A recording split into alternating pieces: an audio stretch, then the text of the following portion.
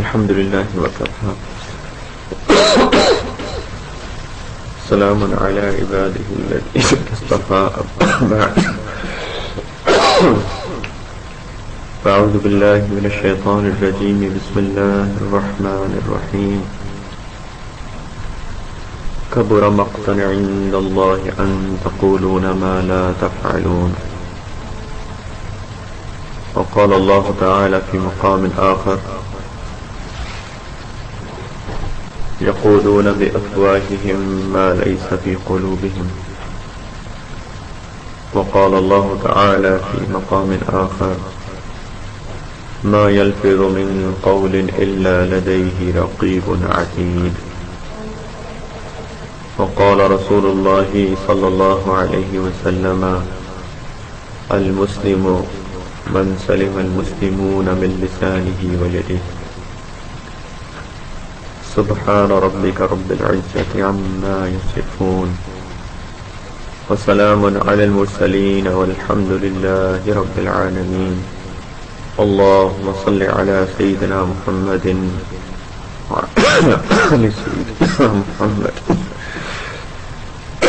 بارك وسلم اللهم صل على سيدنا محمد وعلى آل سيدنا وحبيبنا محمد وبارك وسلم اللهم صل على سيدنا محمد وعلى آل سيدنا محمد وبارك وسلم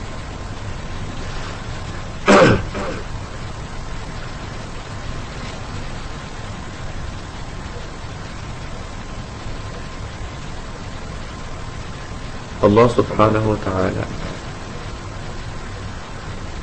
جو ہمارے رب ہیں انہوں نے ہمیں اس دنیا میں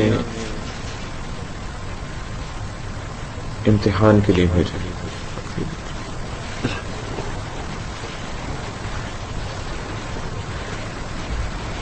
ہمارا اس دنیا میں آنے کا مقصد یہ ہے کہ ہم ایک امتحان گاہ میں ہیں اور ہمیں اس امتحان کو پاس کرنا ہے. اللہ سبحانہ و تعالیٰ کہتے ہیں کہ تبارک الذی بیدہ الملک وہو علی کل شیء قدیر الذی خلق الموت والحیاة لیبلوکم ایکم احسن عملا. کہ موت اور زندگی اللہ تعالیٰ نے اس لیے بنائے ہیں کہ میں دیکھوں کہ تم میں سے کون اچھے عمل کر کے آئے. زندگی کا مقصد صرف یہ ہے کہ کون اللہ تعالیٰ کے پاس اچھے عمل کر کے واپس جاتا ہے. اس امتحان کی جگہ میں اللہ سبحانہ و تعالیٰ نے ہمارے ارد گرد ایسے مواقع بنائے، ایسی سچویشنز کریٹ کی کہ ایک ایک لمحہ جو ہمارا ہے وہ ایک آزمائش ہے، ایک ٹیسٹ ہے. کسی کو اللہ سبحانہ و تعالیٰ نے بہت مال و دولت سے نوازا، وہ اس کے لیے اس کا امتحان ہے. کچھ لوگوں کو اللہ سبحانہ و تعالیٰ نے زیادہ نہیں دیا، تھوڑا رکھا، وہ اس کے لیے امتحان ہے. کسی کو اللہ سبحانہ و تعالیٰ نے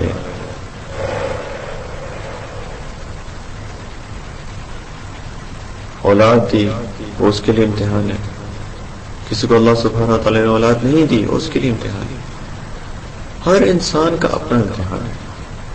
کسی کو اللہ سبحانہ و تعالیٰ نے بیٹے دیے، اس کا امتحان ہے.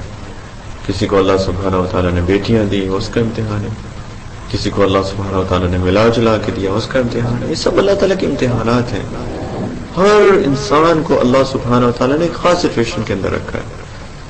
ہر انسان کا اپنا امتحان ہے اور یہ سب اللہ کی طرف سے ہے. اللہ کی نعمتیں ہیں یہ ساری کی ساری، لیکن امتحان ہے. ہر نعمت ایک امتحان ہے اور ہر سچویشن ایک امتحان ہے. اس امتحان میں ایک بہت بڑا امتحان یہ ہے کہ ہم لوگوں کے ساتھ ڈیل کیسے کرتے ہیں. کوئی بھی انسان جب ہماری زندگی کے اندر آتا ہے، کسی بھی صورت میں ہو، وہ ماں باپ کی صورت میں ہو، وہ اولاد کی صورت میں ہو، وہ بہن بھائی کی صورت میں ہو، دوستوں کی صورت میں ہو، ہر انسان جو ہماری زندگی کے اندر جس سے ہمارا کوئی واسطہ پڑتا ہے وہ بھی ایک امتحان ہے، اور یہ بہت بڑا امتحان ہے، کیونکہ اللہ سبحانہ و تعالیٰ یہ چاہتے ہیں ہم سے کہ ہم جب لوگوں کے ساتھ ڈیل کریں تو ایک خاص طریقے سے ان کے ساتھ معاملہ کریں۔ اللہ سبحانہ و تعالیٰ ہم سے یہ چاہتے ہیں کہ ہم لوگوں کے ساتھ اچھے طریقے سے ڈیل کریں۔ اولاد کو یہ حکم کہ والدین کے ساتھ اچھا سلوک کریں، والدین کو یہ حکم کہ بچوں کے ساتھ شفقت اور نرمی کا برتاؤ کریں، میاں بیوی کو یہ حکم کہ ایک دوسرے کے ساتھ اچھا برتاؤ کریں، شوہر کو یہ حکم کہ بیوی کے ساتھ نرمی کے ساتھ معاملہ کرے، بیوی کو یہ حکم کہ شوہر کے ساتھ نرمی کا معاملہ کرے، اطاعت کا معاملہ کرے۔ تو یہ بہت بڑا امتحان ہے ہمارے اوپر کہ ہم لوگوں کے ساتھ ڈیل کیسے کرتے ہیں، اور اسی لیے اللہ سبحانہ و تعالی نے ہماری شریعت میں دو حصے بنا دیے۔ ایک حصہ حقوق العباد، حقوق اللہ کا ہے کہ اللہ سبحانہ و تعالیٰ کے ساتھ ہمارے جو حقوق ہیں، نماز، روزہ، حج، زکوٰۃ وغیرہ، اور دوسرا جو حصہ ہے وہ حقوق العباد کا ہے، اور جو حقوق العباد ہے وہ ہماری شریعت کا 2/3 سے زیادہ حصہ ہے۔ ہم جب فقہ پڑھتے ہیں تو نماز، روزہ، حج، زکوٰۃ کے فقہ تو سب پڑھ لیتے ہیں، لیکن حقوق العباد کا جو فقہ ہے جو کہ 2/3 سے زیادہ حصہ ہے، اس کو اکثر لوگ نظر انداز کر دیتے ہیں۔ سب کو پتا ہے نماز کیسے پڑھنی ہے، روزہ کیسے رکھنا ہے، وہ بھی سب کو نہیں پتا، لیکن جن کو پتا بھی ہے، کو شاید یہ پتا ہو نماز کیسے پڑھنی ہے، روزہ کیسے رکھنا ہے، حج پہ کیسے جانا ہے، عمرے پہ کیسے جانا ہے، زکوٰۃ کیسے نکالنی ہے، لیکن لوگوں کو یوں نہیں پتا کہ لوگوں کے ساتھ معاملہ کیسے کرنا ہے۔ یہ اللہ سبحانہ و تعالیٰ کا ہمارے اوپر ایک امتحان ہے۔ اللہ تعالیٰ نے لوگوں کے ساتھ جو معاملات ہیں وہ ہمارے لیے ایک امتحان کے طور پہ رکھے ہیں، ہمیں اس چیز کا احساس نہیں ہے، اور لوگ ایسے ہیں کہ ہم ہر روز ہر وقت کسی نہ کسی کے ساتھ ہمارا معاملہ پیش آ رہا ہوتا ہے۔ کبھی والدین کے ساتھ ہمارا معاملہ پیش آ رہا ہوتا ہے، کبھی اولاد کے ساتھ آ رہا ہوتا ہے، بیوی، شوہر، بچے، دوست، احباب، کاروبار، ہر جگہ کوئی نہ کوئی معاملہ پیش آ رہا ہوتا ہے ہر وقت۔ تو ہمیں یہ چاہیے کہ ہم اس چیز کو سیکھیں۔ میرا خیال دروازہ کھول دیں، کیونکہ اس سے زیادہ تھوڑا بہتر کمیونیکیشن ہو جائے گا، تھوڑا سا کھول دیں۔ اور جو لوگوں کے ساتھ معاملات ہیں ان میں سب سے زیادہ اہم معاملہ وہ لوگوں کے ساتھ بات چیت کا ہے، زبان کے استعمال کا ہے۔ یہ جو زبان اللہ سبحانہ و تعالیٰ نے ہمیں عطا کی ہے، یہ بہت انوکھی عجیب چیز ہے، دیکھنے میں بہت چھوٹی سی ہے لیکن بہت طاقتور چیز ہے۔ اس کی طاقت اتنی ہے کہ ایک شخص کافر ہے مثال کے طور پہ، اب اس کو وہ چاہتا ہے کہ میں مسلمان ہو جاؤں، تو اس کو مسلمان ہونے کے لیے کوئی بہت کوئی کوشش نہیں کرنی پڑتی۔ ایسا نہیں ہے کہ اسے کہیں گے چاہو تم جا کے جمنیزیم کے اندر جو ہے ایک مہینے کے لیے ویٹ اٹھاؤ پھر تم مسلمان ہو گے، یا تمہیں جو ہے کارنش کے اوپر رننگ کرنی پڑے گی 5 کلومیٹر روزانہ 1 مہینے کے لیے، تب مسلمان ہو گے۔ صرف اس کو 2 بول بولنے، 2 شہادتیں لینی ہے اور وہ مسلمان ہو جاتا ہے۔ اتنی اس کے اندر برکت ہے کہ اللہ سبحانہ و تعالیٰ اس کے پچھلی تمام عمر کے گناہوں کو معاف کر دیتا ہے۔ یہ زبان کی طاقت ہے، 2 بول سارے گناہ۔ 2 لوگ ہیں، ایک عورت اور ایک مرد، دونوں ایک دوسرے کے لیے اجنبی ہیں، اتنے اجنبی کہ دوسرے کی طرف دیکھنا کی اجازت نہیں، تنہائی میں، خلوت میں، کلوز ڈورز کے اندر اکٹھے بیٹھنے کی اجازت نہیں۔ صرف ایک بول ایک طرف سے ہوتا ہے، ایک بول دوسری طرف کی طرف سے ہوتا ہے، دوسری طرف سے ہوتا ہے، ایک طرف سے ایجاب ہوتا ہے، دوسری طرف سے قبول، اور اتنے قریب ہو جاتے ہیں کہ ان سے زیادہ قریب دنیا میں کوئی ایک دوسرے کے ہوتا نہیں۔ یہی دو شخص ایک بول بولنے سے ایک دوسرے سے اتنے علیحدہ ہو جاتے ہیں کہ وہی عورت وہی مرد جو کہ ایک دوسرے کی دکھ سکھ میں شریک، ایک دوسرے کی ہمدردی، ان کی اولاد ایک، لیکن اتنی دوری ایک زبان کی وجہ سے، کچھ ایک بول کی وجہ سے۔ یہ زبان کی طاقت ہے، یہ زبان اسی لیے بہت ہی اہم چیز ہے، کیونکہ لوگوں کے ساتھ جو معاملہ پیش آتا ہے تو سب سے زیادہ معاملہ جو پیش آتا ہے وہ زبان کی سے ہوتا ہے۔ دو لوگ آپس میں بیٹھیں گے، جس طرح ہم لوگ بیٹھے ہوئے ہیں ادھر، تو شاید میں آپ سے اور کوئی ڈیلنگ نہیں ہے میری، نہ میں آپ کے ساتھ کاروبار کرتا ہوں، نہ میں آپ کے ساتھ کوئی اور لین دین کرتا ہوں، نہ میری آپ سے رشتہ داری ہے، کچھ اور نہیں معاملہ۔ ایک معاملہ جو میرا اور آپ کا ہے وہ شاید جب تھوڑی دیر کے لیے بیٹھیں گے تو ہم شاید 2-3 باتیں کر لیں گے ایک دوسرے کے ساتھ۔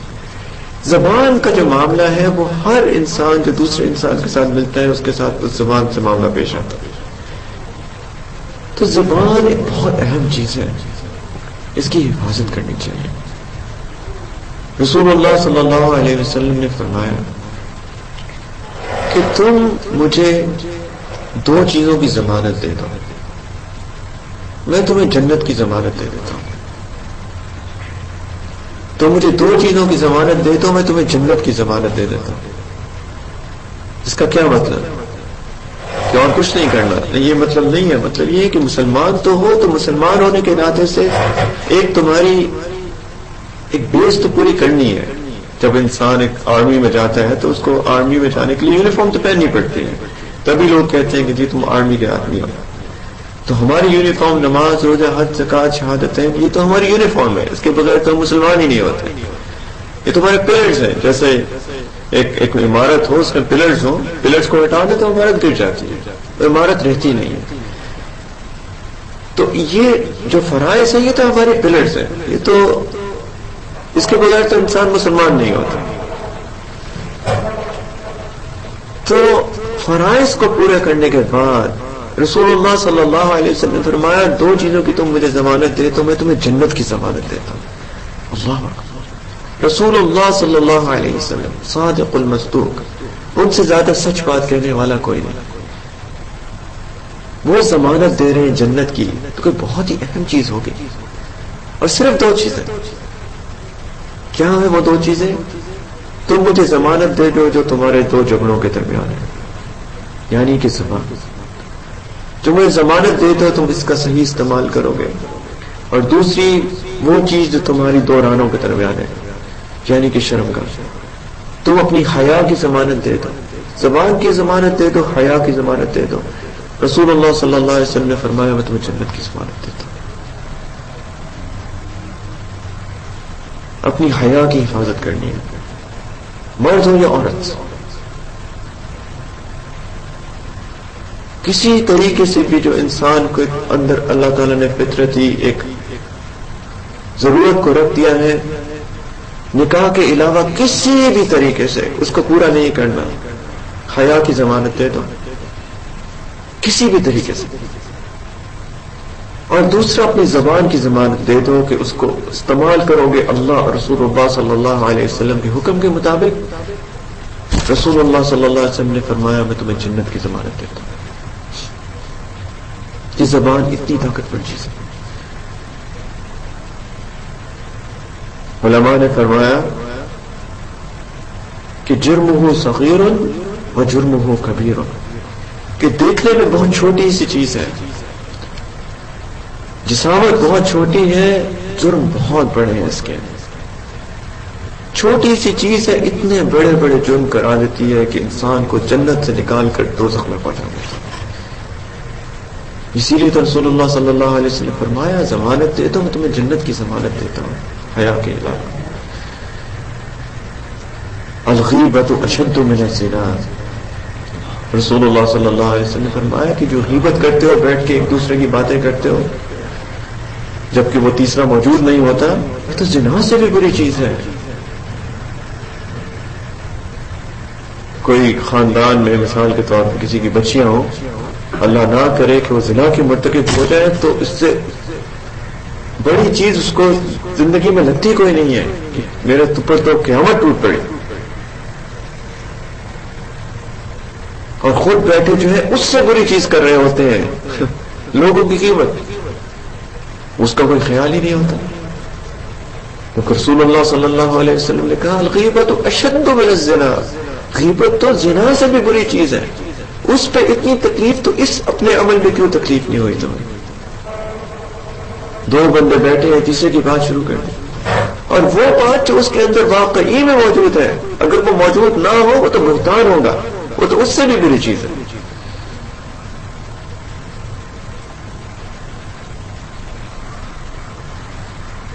اللہ سبحانہ و تعالی نے فرمایا کہ یکتب بعضکم بعضا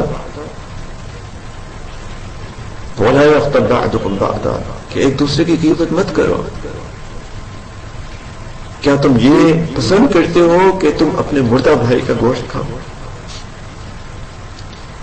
ایک مسلمان بھائی یا بہن کی بات کرنا جو کہ وہاں پہ موجود نہ ہو، اور وہ ایسی بات کہ اگر اس کے سامنے کی جائے تو وہ اس کو بری لگے، یہ ایسا ہی ہے جیسے اپنے مردہ بھائی کا گوشت کھا رہے ہو. اللہ سبحانہ تعالیٰ فرماتے اکرہتموہ فکرہتموہ، تم تو اس کو ناپسند کرتے ہو.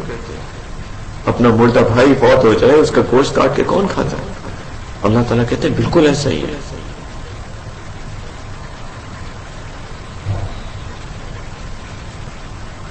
جرمہ صغیر و جرمہ کبیر، جب جسامت بہت چھوٹی ہے جرم بہت بڑے ہیں اس کے.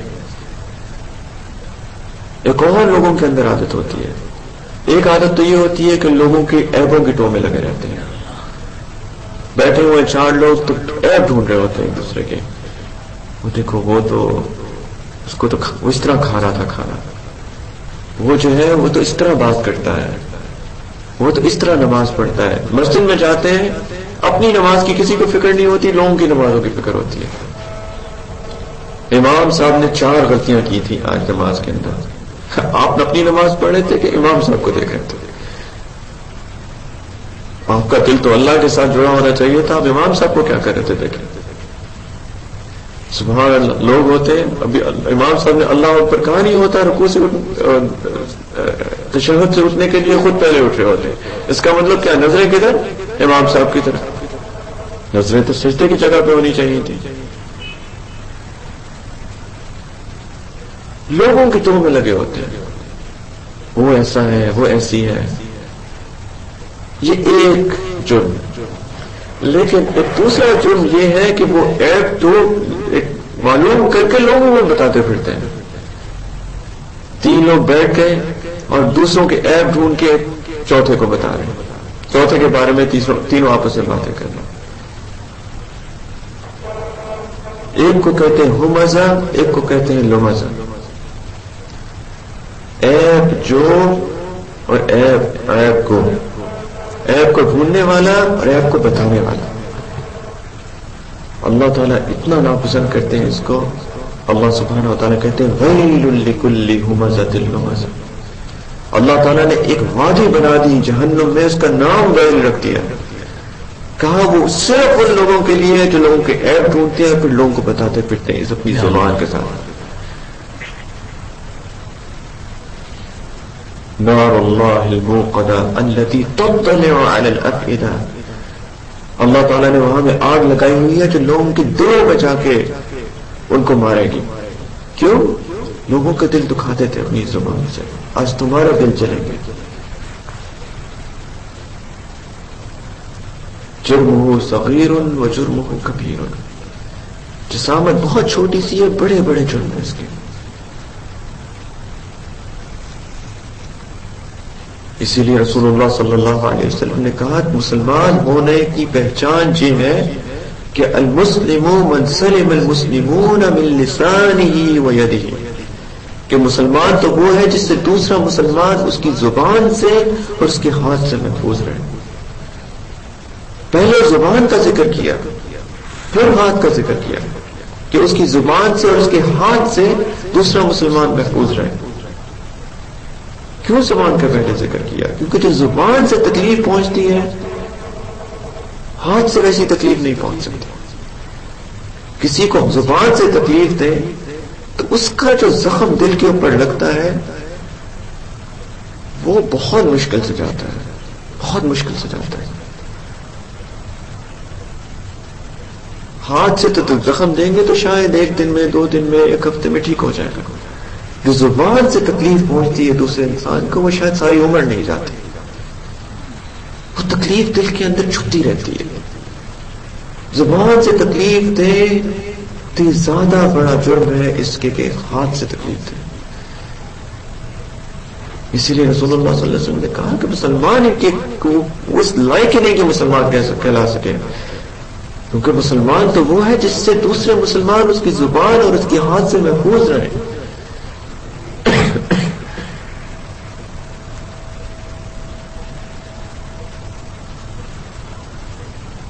اور لوگوں کی عادت ہوتی ہے چھوٹی چھوٹی بات پہ تانے دے دینا، ایسی بات کر دینا کہ دوسرے بندے کے دل پہ جا کے لگے، ایسی بلا وجہ. خاص طور پہ گھروں میں تو بہت اس کا رواج. شوہر بیوی کو ایسی کوئی بات کر دے گا، بیچاری کے ایسے دل پہ جا کے لگے کہ بیچاری اگلے 1 ہفتے تک جو ہے نا اس کا دل مخموم رہے گا. آپ نے سوچا کہ ایک اللہ کی بندی کا دل دکھایا، اگر قیامت کے دن اس نے پکڑ لیا، معاف نہ کیا تو کیا بنے گا آپ کا؟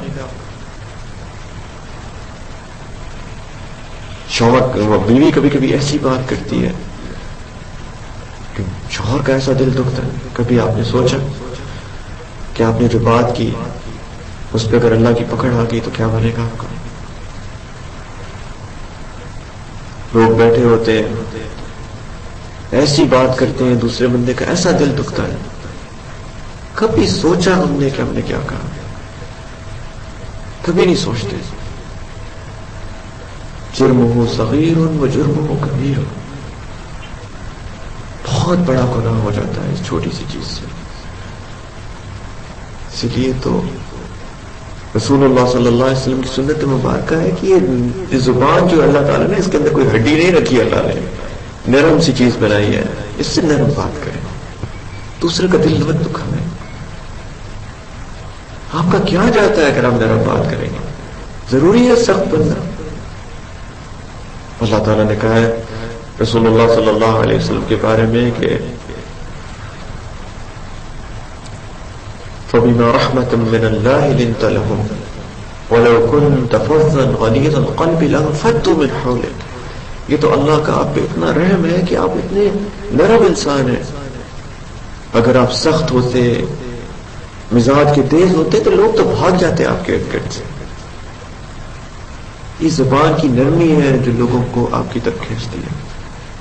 اگر آپ کی زبان سخت ہوگی تو یقین کریں سامنے تو بہت شاید لوگ آ کے بیٹھیں گے، دل سے کوئی محبت نہیں کرے گا، کوئی دل سے محبت نہیں کرے گا. نہ بیوی محبت کرے گی دل سے، نہ شوہر محبت کرے گا دل سے، نہ بچے محبت کریں گے دل سے، نہ والدین محبت کریں گے دل سے. اگر کسی کی 4-5 اولاد ہو، اللہ تعالیٰ نے اس کو نعمت دی ہو، اگر ان میں سے کوئی ایک زبان کا بہت تیز ہو، اب یقین کریں کہ باقی 3 سے قدرتی محبت زیادہ ہوگی اس ایک بچے کی نسبت. یہ تو نیچرل سی چیز ہے. دل سے کوئی محبت نہیں کرتا. سامنے شاید عزت کریں گے آپ کی، دل سے کوئی محبت نہیں کرے گا.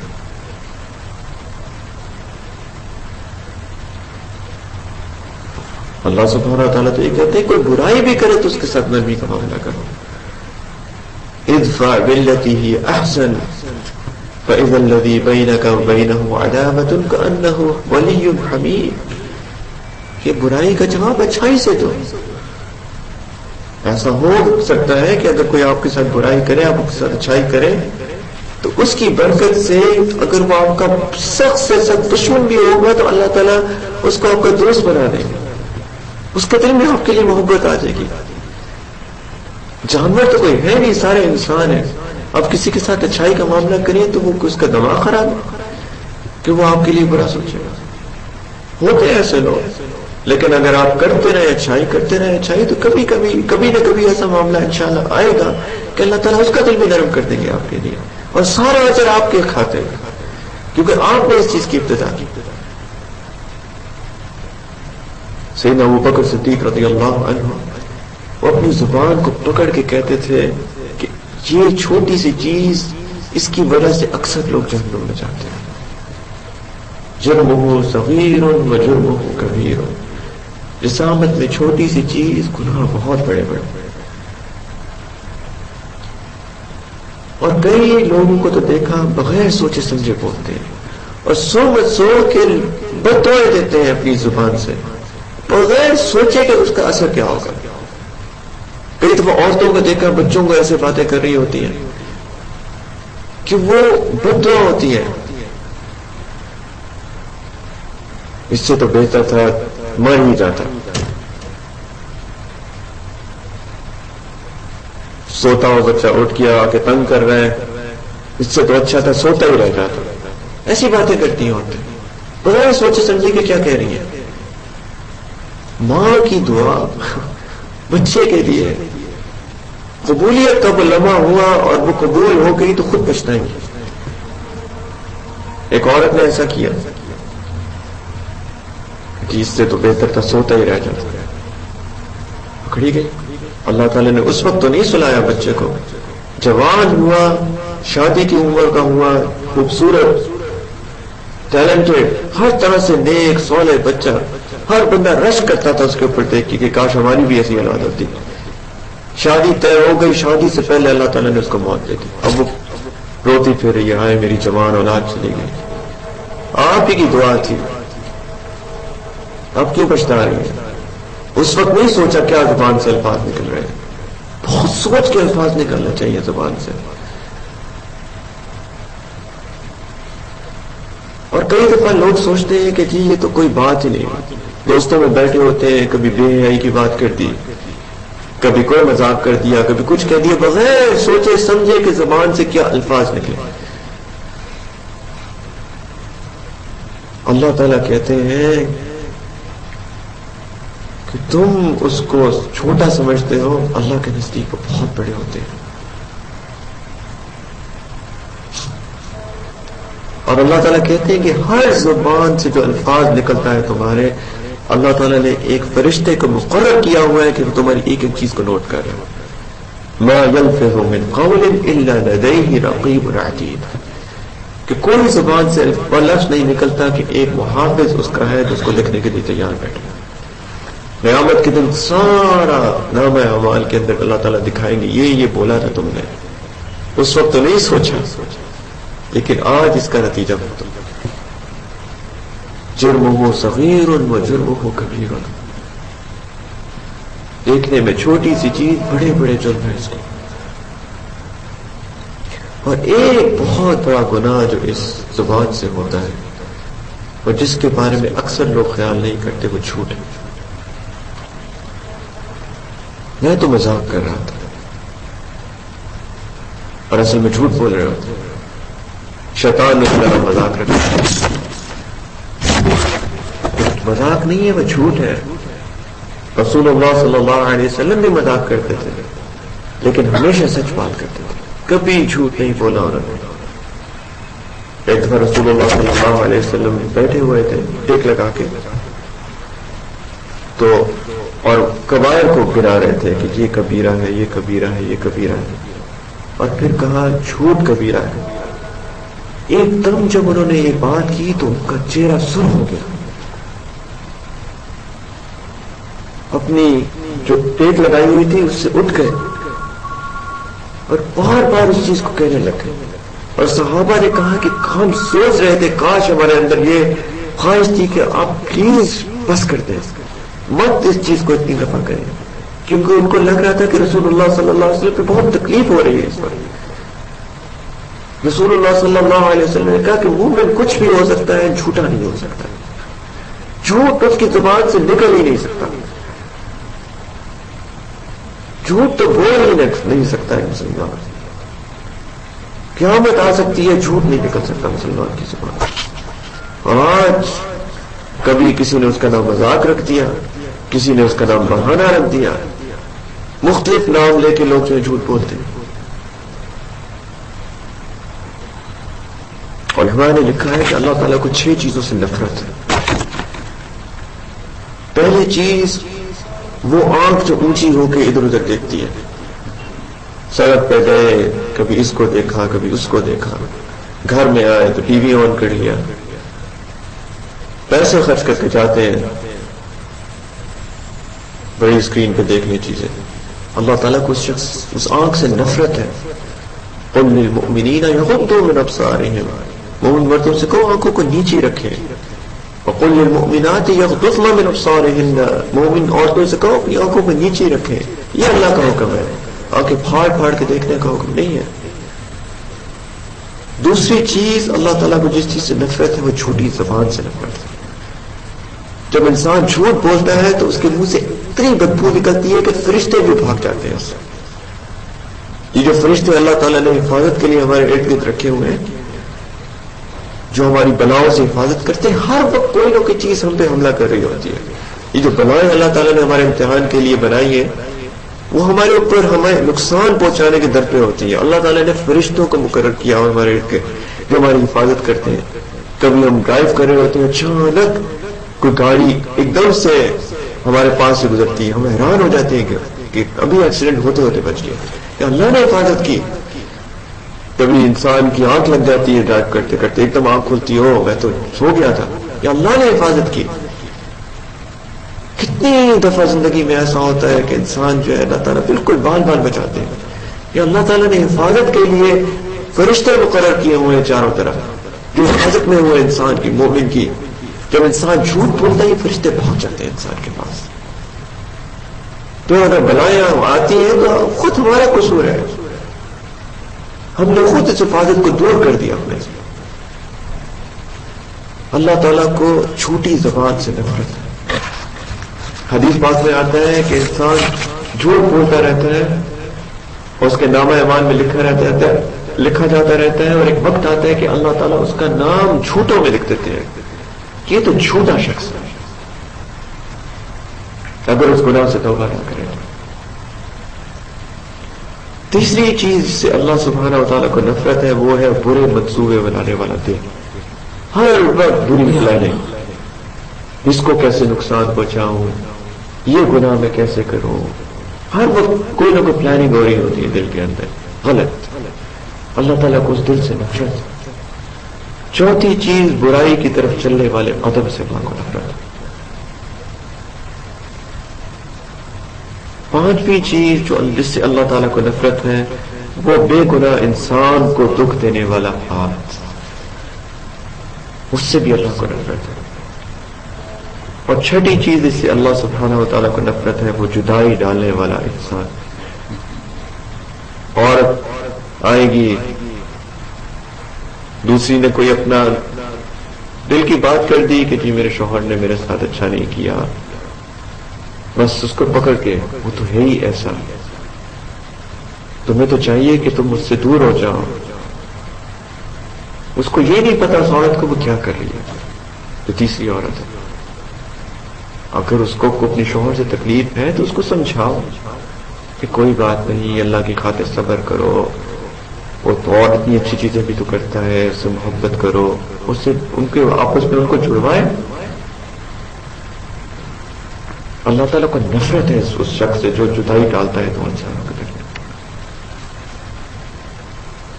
تو ان میں سے ایک چیز ہے چھوٹی زبان۔ اللہ کو چھوٹی زبان سے نفرت ہے۔ اللہ کو نفرت ہو جائے تو کیسے ہماری زندگی گزرے گی؟ ہم تو زندگی گزار ہی اللہ کی رحمت کی وجہ سے رہے ہیں۔ اللہ تعالیٰ کی رحمتیں ہمارے اوپر برس رہی ہے تو ہماری زندگی گزر رہی ہے۔ اللہ تعالیٰ اپنی رحمت کو اٹھا لے تو ہم کیسے زندہ رہ سکتے ہیں؟ پھر ہر بندے کی زندگی کے اندر جو پریشانیاں مسائل ہیں وہ ہماری اپنے ہاتھوں کی کمائی ہے۔ ہم نے خود اپنے اوپر وہ مصیبتیں جو ہیں وہ ڈالی ہوئی ہیں، جھوٹ بول بول کے، لوگوں کو تکلیف پہنچا کے، گناہ کر کر کے، سنتوں کی اتباع نہ کر کے، ہم نے خود اپنے اوپر وہ مصیبتیں ڈالی ہیں۔ پھر جاتے ہیں عاملوں کے پاس، وہ انہوں نے بھی اپنا بزنس بنایا ہوا ہے، جی آپ پہ تو کسی نے جادو کر دیا ہے، آپ کی خالہ نے جادو کیا ہوا ہے، آپ کی پھوپھی نے جادو کیا، آپ کی ساس نے جادو کیا، آپ کی بہو نے جادو کیا، وہ بھی اپنا بزنس بنا کے بیٹھے ہوئے ہیں کہ 200 درہم لگیں گے ایک تعویذ پہ۔ آپ نے خود اپنے اوپر جادو کیا ہوا ہے، کبھی سوچا آپ نے؟ یہ جو آپ جھوٹ بولتے ہیں اس سے جو اللہ تعالیٰ کی وہ حفاظت ہٹ گئی تو بلائیں تو آئیں گی.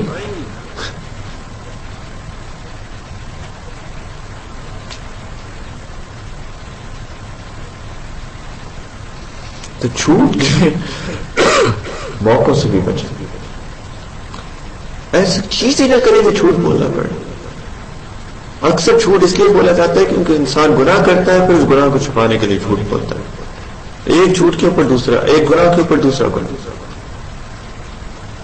بچے جو ہیں وہ کوئی گڑبڑ کرتے ہیں، انٹرنیٹ پہ کوئی غلط چیز دیکھ لی، والدین کو شک ہو گیا، آ کے پوچھیں تم نے یہ اس ویب سائٹ پہ گئے تھے.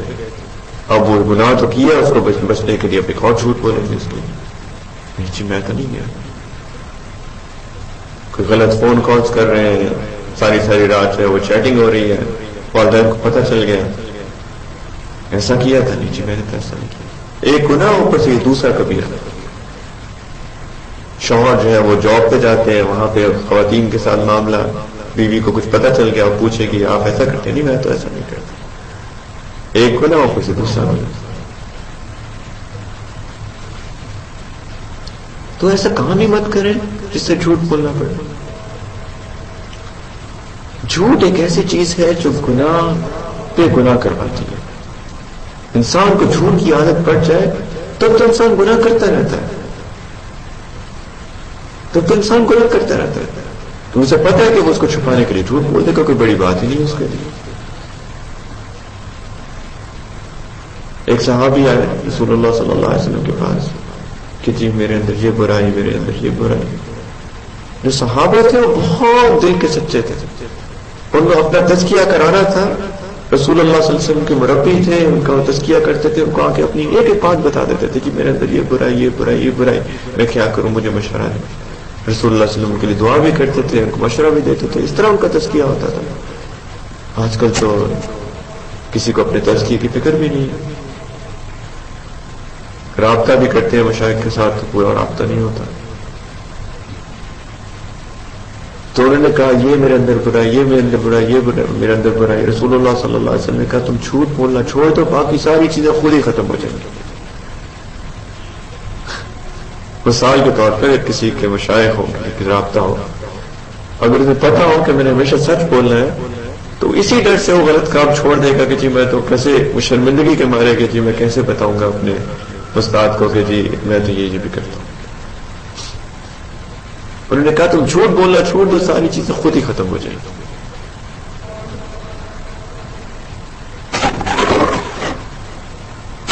ہندوستان میں ایک جگہ کاندھلا، اس کا ایک واقعہ ہے. وہاں پہ ایک زمین تھی جس میں آرگومنٹ ہو گیا، تنازع ہو گیا. ہندو کلیم کر رہے تھے کہ یہ ہماری زمین ہے، مسلمان کلیم کر رہے تھے ہماری زمین ہے. اور وہ زمین بہت ہی پرائم لوکیشن پہ تھی. دونوں چاہ رہے تھے کہ اس میں ہم اپنی ایک عبادت کی جگہ بنائیں. ہندوؤں نے کہا کہ ہم اسے مندر بنائیں گے، مسلمان کہتے تو ہم اسے مسجد بنائیں گے. تو کورٹ میں چلا گیا فیصلہ. اور وہ اصل میں زمین جو تھی نا وہ ہندوؤں کی تھی. تو مسلمان یہ چاہ رہے تھے کہ نہیں کسی طرح بھی ہمیں زمین مل جائے، ورنہ تو یہ مندر بن جائے. تو وہ جھوٹ بول کے بولنا پڑے لیکن ہم یہ زمین لیں گے. تو جب کورٹ میں گیا فیصلہ تو اب پہلی بات تو دونوں طرف کلیم کر رہے تھے، جج بھی کنفیوز تھا، وکلاء اپنی اپنی دے رہے تھے جو بھی پروفز تھے. تو ہندوؤں نے کہا کہ آپ مسلمانوں کے وہ ایک عالم ہے، مفتی صاحب ہیں، مفتی الہی بخش کاندلوی رحمۃ اللہ علیہ، ان کو آپ بلا لیں، وہ جو کہیں گے ہمیں بھی منظور. جب بہت کمپلیکیٹڈ ہو گیا کیس تو انہوں نے کہا ہم یہ کریں ہمیں بھی منظور ہوگا. تو باہر نکلے. اب وہ عبادت انہوں نے مندر یا مسجد بنانی تھی تو پورا علاقہ جو ہے اس میں انوالو ہو گیا تھا اور بہت ایک ایموشنل تھی، ایک سچویشن بن گئی تھی. تو جب باہر نکلے کورٹ کے ساتھ تو لوگوں ہندوؤں کو پتا چلا کہ جی ہمارے تو جو ریپرزینٹیٹیوز تھے انہوں نے کہا کہ آپ مفتی صاحب کو بلا لیں، ہمیں منظور ہے. سارے ایک دم ڈپریس ہو گئے. وہ تو مسلمان ہیں، وہ تو مسجد ہی بنوائیں گے، ظاہری بات ہے، ہم تو ہار گئے کیس. خیر ٹائم آیا جب بھی نیکسٹ کیس کا، مفتی صاحب بھی تشریف لائے. تو جج نے پوچھا مفتی صاحب سے بھی سب نے آپ کو آربیٹریٹر بنا لیا ہے کہ آپ کی بات سب جو ہے مان جائیں گے، آپ بتائیں کس کی زمین ہے؟ ان کو سب کیس کا پتا تھا. انہوں نے کہا کہ یہ تو ہندوؤں کی زمین ہے. اچھا ہندوؤں کی زمین ہے؟ جی ہندوؤں کی زمین ہے. اصل میں ہندو چاہتے ہیں کہ اس کو جب مل جائے تو اس پر مندر بنائے. انہوں نے کہا ان کی زمین ہے، وہ مندر بنائے، گھر بنائے، جو مرضی بنائے، ہمارا اس سے کیا لینا چاہیے. تو جج نے کہا اپنی اسٹیٹمنٹ لکھی کہ جی یہ زمین ہندوؤں کی ہوئی اور آج مسلمان تو ہار گیا لیکن اسلام جیت گیا. ہندوؤں نے جب یہ سارا واقعہ دیکھا تو انہوں نے کہا کہ اگر یہ دین ایسا ہے جس میں سچ ہے تو ہم بھی اس دین کو قبول کرتے ہیں. سارے نے کلمہ پڑھا، مسلمان ہوئے اور نے کہا کہ ہم یہاں پہ مسجد بنائیں گے.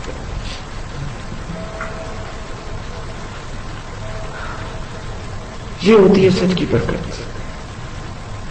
مسلمان جھوٹ نہیں بول سکتا. سیدنا عمر رضی اللہ عنہ کا ایک واقعہ ہے.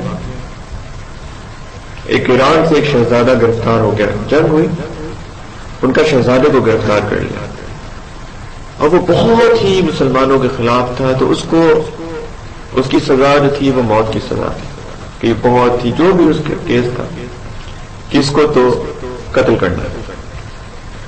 قتل کرنے لگے، جلاد کو بلا لیا. تو سیدنا عمر رضی اللہ عنہ نے پوچھا کوئی آخری خواہش؟ اس نے کہا جی مجھے پینے کو پانی چاہیے. پینے کے لیے پانی لایا گیا تو جب پیالہ لایا گیا تو اب اس کو پی نہیں رہا. تو سیدنا عمر رضی اللہ عنہ نے کہا کیوں پیتے کیوں نہیں ہو؟ نے کہا مجھے اتنا ڈر لگ رہا ہے کہ میں اگر پی رہا ہوں اور پیتے پیتے یہ جلاد میرے گردن اڑا دے تو میں کیسے پیوں پانی. سیدنا عمر نے کہا تم فکر نہیں کرو، جب تک تم یہ پانی پی نہیں لو گے تمہیں کوئی قتل نہیں کرے گا. اس نے کہا اچھا. تو اس نے پیالہ لیا اور اس کو زمین پہ رکھ دیا، سارا پانی زمین. سیدنا عمر نے کہا یہ کیا کیا تم نے؟ کہا جی آپ نے کہا تھا جب تک یہ پانی میں پیوں گا نہیں مجھے قتل نہیں کیا جائے گا. اب تو پانی میں یہ پی نہیں سکتا تو آپ مجھے قتل نہیں کر سکتے. سیدنا عمر نے کہا بالکل ٹھیک، میں نے یہی کہا تھا، میں قائم رہوں گا اپنی بات پہ. مسلمان کی زبان سچی ہوتی ہے، کیا تم آزاد ہو؟ اس نے کہا کہ میں کلمہ پڑھ کے مسلمان ہونا چاہتا ہوں. کیوں؟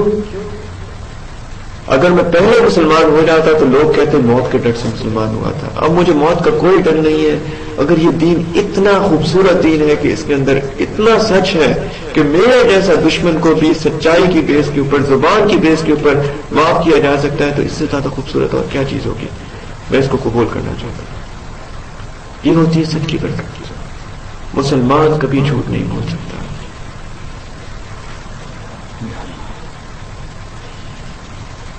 سیدنا کعب بن مالک کا واقعہ اکثر ذکر کیا اپنی محفلوں میں بھی.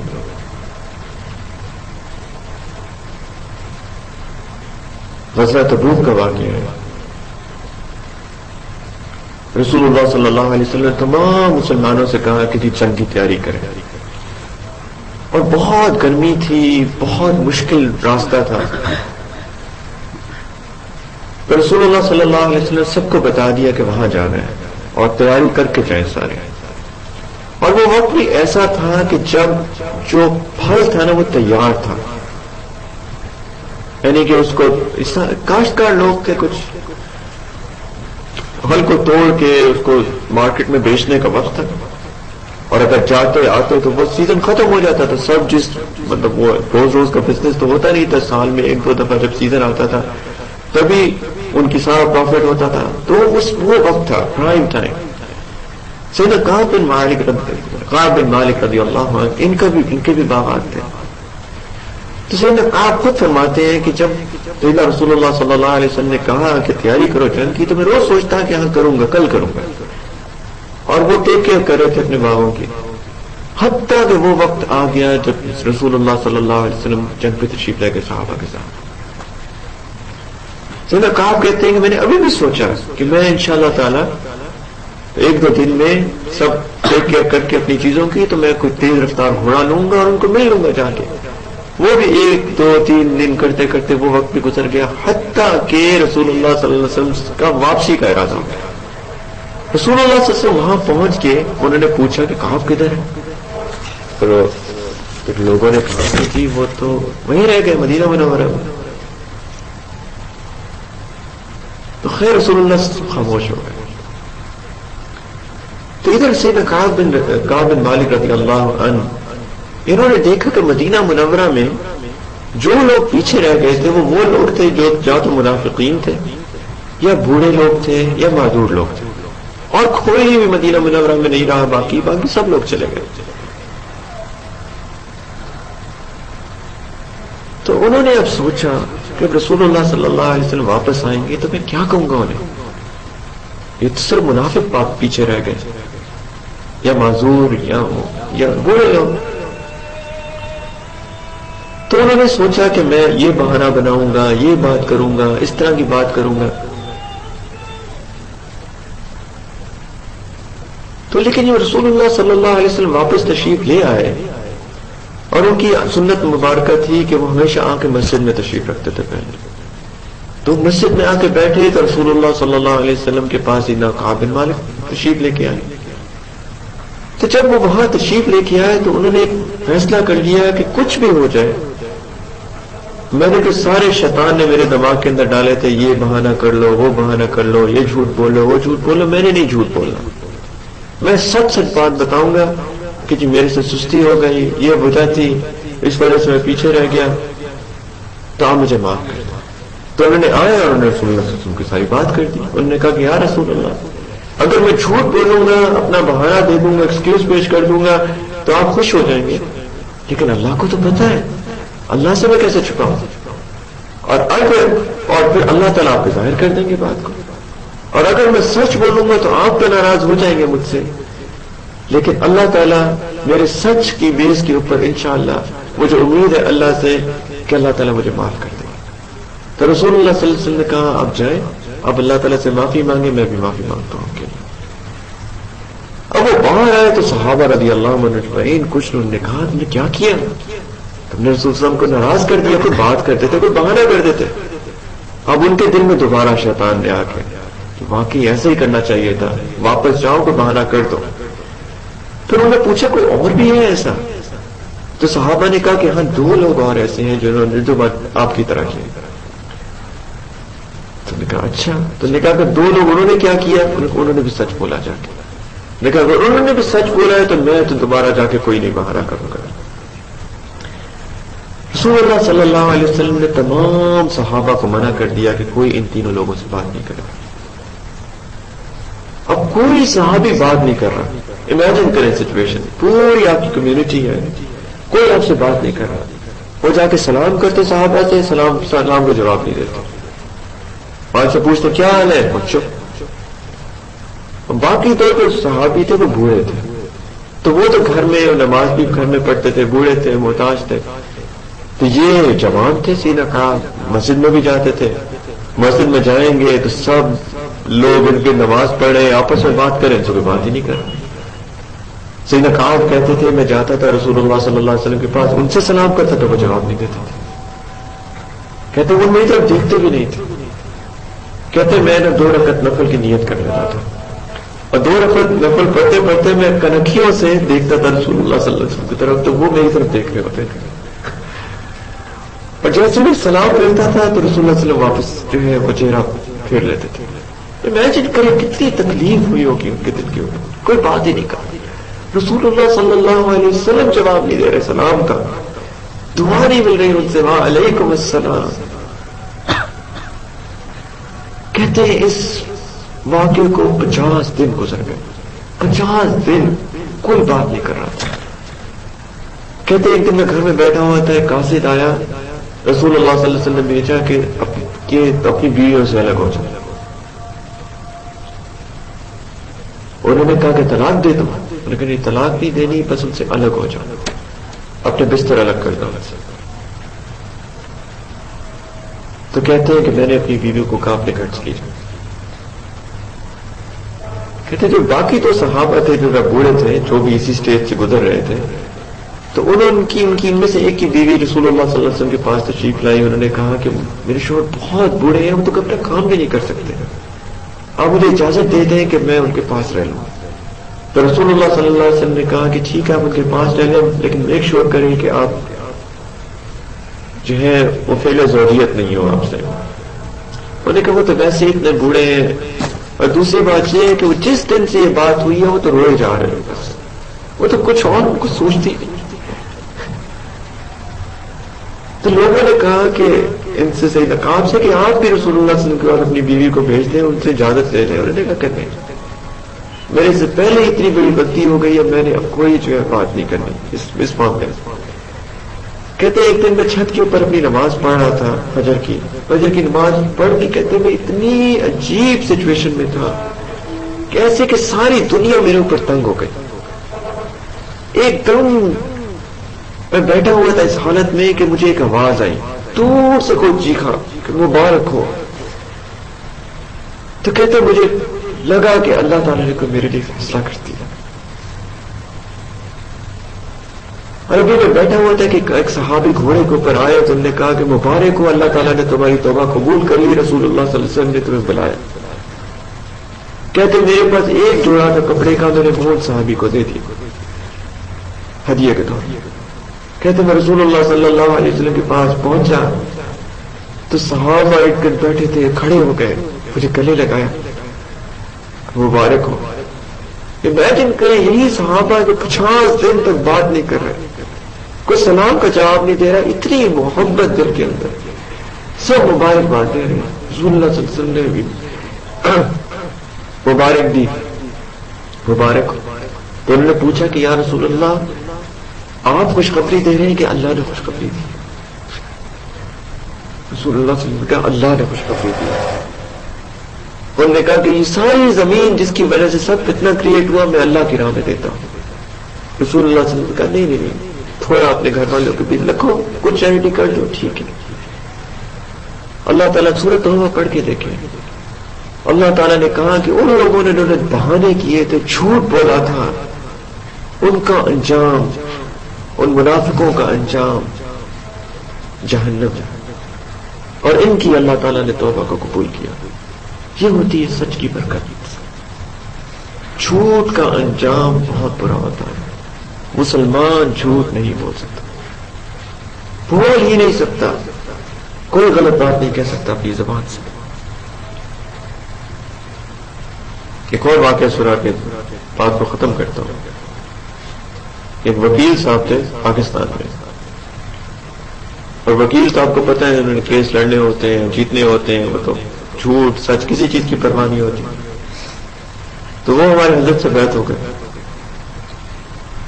تو اسلام کی ہوتی ہے تو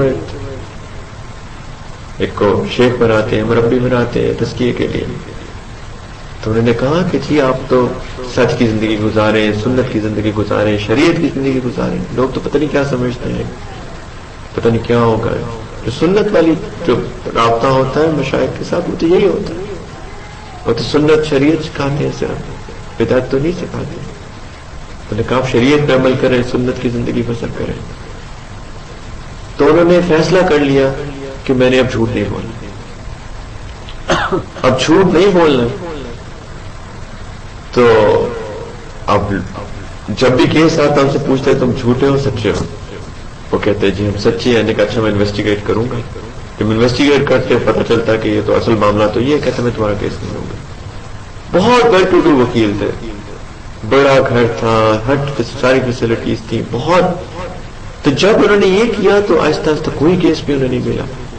1 سال گزر گیا حتیٰ کہ فاقے کی نوبت آ گئی, لیکن انہوں نے بس دل بدل گیا تھا. انہوں نے کہا کہ جھوٹ تو اب نہیں بولنا, میں نے کوئی کیس میں لینا نہیں. سنت سجا لی چہرے کے اوپر, سنت لباس سجا لیا, بالکل سنت شریعت کے مطابق زندگی ہوگی. بیوی بھی سمجھدار تھی, اس نے بھی کہا کہ جی میں گھر میں حرام تو کھانا نہیں, جہنم کا ایندھن تو ہم نے بننا نہیں. آپ نے جو فیصلہ کیا بالکل ٹھیک ہے, میں اسی پہ گزارا کروں گی, لیکن آپ اس پہ ڈٹے رہیں, جمے رہیں. ایسی بیویاں جو ہوتی ہیں وہ جنت میں ساتھی ہوتی ہیں, گناہوں پہ اکسانے والی بیویاں جنت میں ساتھی نہیں ہوتی ہیں. خیر تقریباً سال گزر گیا اس واقعے کو. جو وہ لوگ جن کے کیس سچے تھے، مثال کے طور پہ علماء کے، مدارس کے کیس، مسجدوں کے کیس، تو ان کو یہ مشہور ہو گئے ساری وکیل اپنی لائرز کمیونٹی میں کہ یہ اس طرح کے ہو گئے کہ یہ تو کہتے ہیں کہ میں کیس ہی نہیں لوں گا اگر کوئی جھوٹا کیس ہوگا، کہ میں نے تو سچ ہی بولا. تو اتنی ایون جج تک سب لوگوں کو یہ بات پتہ چل گئی. 1 سال تک ایسا ہو رہا ہو، لوگ پاگل کہہ رہے ہیں، لوگ کہہ رہے ہیں تم کیا کر رہے ہو، تم مر جاؤ گے، تم یہ ہو جائے گا.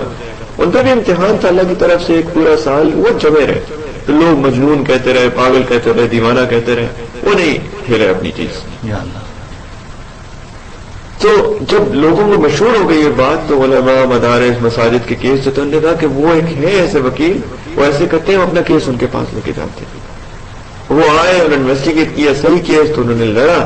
اب وہ جج کے پاس جب گئے، جج کو سب کو پتا تھا، انہوں نے کہا کہ اس نے تو اپنی انویسٹیگیشن کی ہوگی، اس کے لیے تو معاملہ آسان ہو گیا کہ یہ تو سچ ہی بولتا ہے، سچ کیس ہی لایا ہوگا، اس کے حق میں فیصلہ 1 2